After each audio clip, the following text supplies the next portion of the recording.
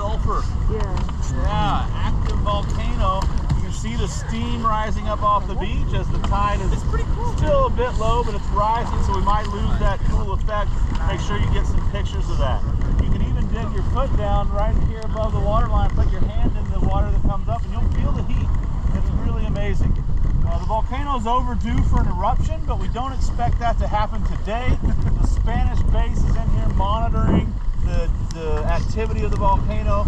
They've given us the go-ahead that it's green right now. The volcano is quiet, all right? We're not expecting any White Island kind of thing, all right?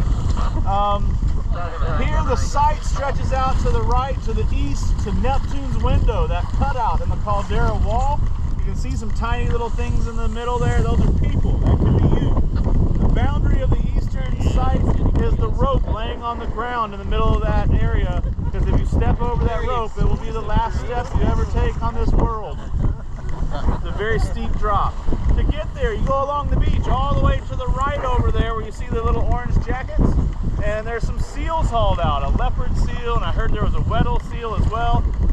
There's going to be a guide to talk to you about that, and from there you can take the trail up to the Bellows.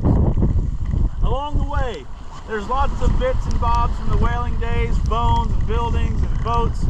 Feel free to stop and look at those if you want. Go from the beach up to them, check them out, and go back down to the beach. Don't walk between them so that we don't end up potentially damaging any artifacts or anything. Once you come to the left here, and you can do it in whatever order you like, the western boundary of the site is that giant metal building down there. That's an old airplane hangar from when British Antarctic Survey was flying planes to check out the peninsula. Steve's at the hangar. He'll talk to you about British Antarctic Survey if you like. You may go to and around the hangar, but don't go past the hangar. Jason Kelly is in this area with the whaling station where you see the blubber tanks and the boilers and the old buildings. You can check that stuff out, but give it some distance. It's all falling down. I don't want it to fall down on you, okay? Don't go in any of the tanks or the buildings or anything, no matter how inviting they might look. Also, don't go behind any of the buildings and such, because in the back there's moss on the hills, and scientists are studying the regrowth of vegetation after the volcanic eruption. So it's an Antarctic specially protected area.